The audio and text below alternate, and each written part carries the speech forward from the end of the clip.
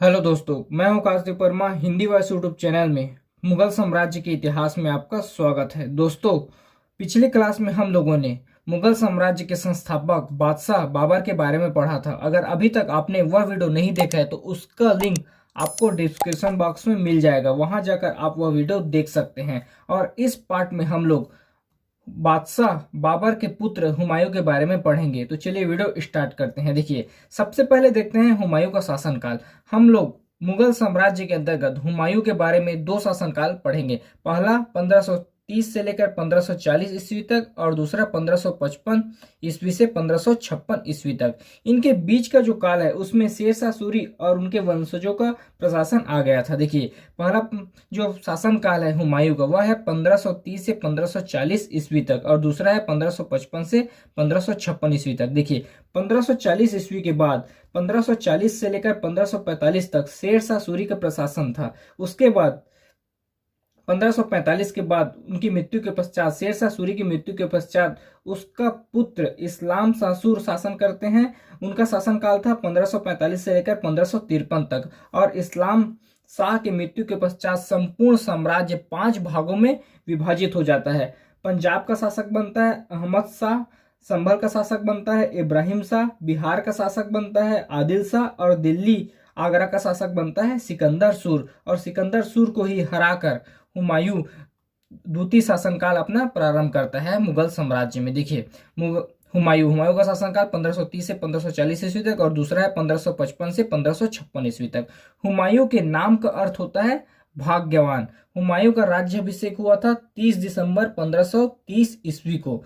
देखिए, राज्याभिषेक से पूर्व हुमायूं बदख्शा का सूबेदार था और राज्याभिषेक के बाद यह पद उन्होंने अपने चचेरे भाई सुलेमान को दिया।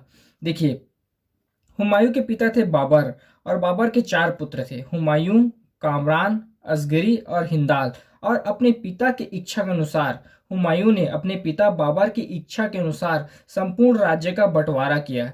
हुमायूं दिल्ली का शासक बना, उसका भाई कामरान काबुल का शासक बना जो आज का अफगानिस्तान पाकिस्तान वाला एरिया है।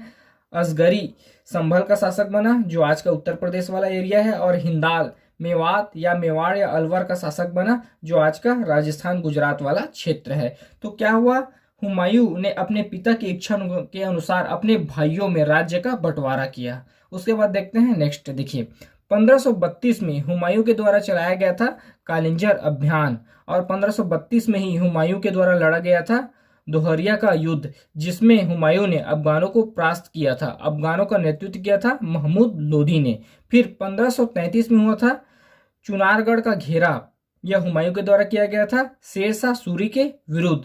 फिर उसके बाद शेरशाह सूरी के साथ समझौता होता है और हुमायूं शेरशाह सूरी को स्वतंत्र कर देते हैं। और इसी समय 1533 में ही 2 चित्रकार को हुमायूं अपने साथ लाया था, अब्दुल समद और मीर सैयद अली। देखिए, 1533 में ही हुमायूं के द्वारा दीन पनाह नगर का स्थापना किया गया था। 1535-36 में बहादुर शाह के साथ युद्ध हुआ था। यह युद्ध गुजरात में हुआ था। देखिए, बहादुर शाह को हराया लेकिन उन्हें पुनः स्वतंत्र कर दिया हुमायूं ने।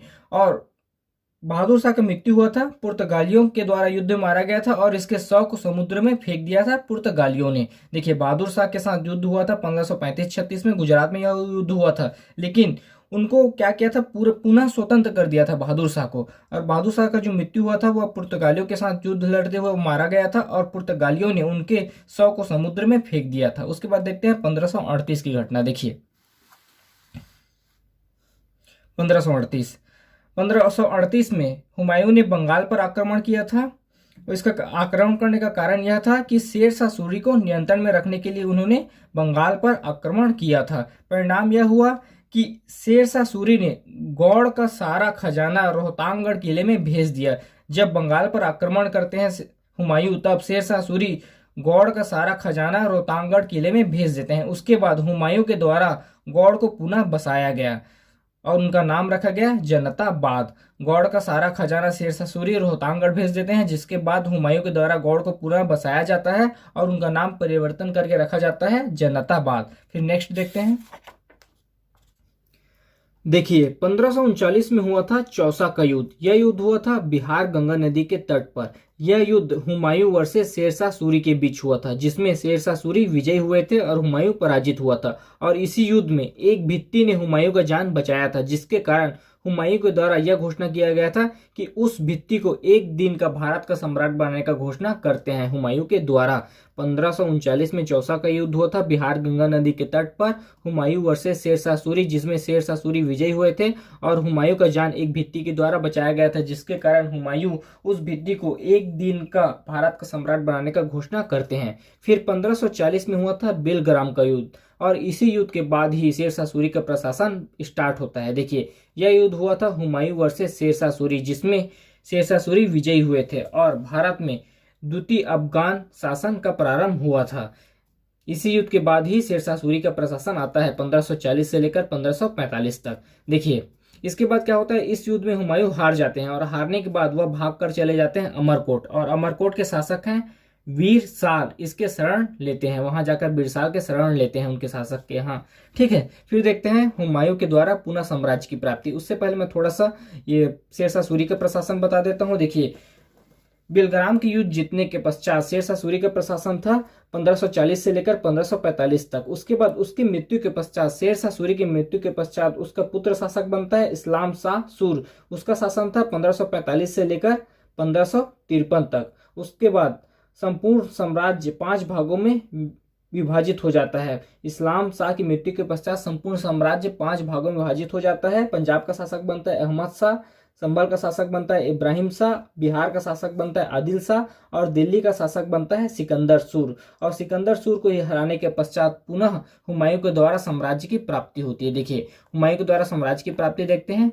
मच्छीवाड़ का युद्ध, यह हुआ था 1555 को। यह युद्ध हुआ था हुमायूं वर्सेस अफगान सरदार नसीब खां और तातर खां के बीच, जिसमें हुमायूं विजयी हुआ था और इसी के बाद उनका अधिकार पंजाब पर हो गया था। फिर देखते हैं सरहिंद का युद्ध, यह हुआ था 1555 को। हुमायूं वर्सेस सिकंदर सूर। सिकंदर सूर जो कि शेरशाह सूरी का ही वंशज था। देखिए इस युद्ध में बैरम खान ने सेना का नेतृत्व किया था। हुमायूं विजयी हुआ था इस युद्ध में और हुमायूं की तरफ से बैरम खान ने इस युद्ध का नेतृत्व किया था। और 23 जुलाई 1555 को दिल्ली पर पुनः अधिकार करते हैं हुमायूं। और एक चीज और ध्यान रखिए कि 1545 में ही हुमायूं द्वारा कंधार व काबुल पर अधिकार कर लिया गया था। तो इस पार्ट में हम लोगों ने हुमायूं के बारे में पढ़ा और नेक्स्ट पार्ट में हम लोग शेरशाह सूरी के बारे में पढ़ेंगे। आपसे एक रिक्वेस्ट है, अगर अभी तक आपने हमारे चैनल हिंदी वाइज नोट्स को सब्सक्राइब नहीं किया है तो प्लीज चैनल को सब्सक्राइब करें और वीडियो को लाइक शेयर जरूर करें। धन्यवाद।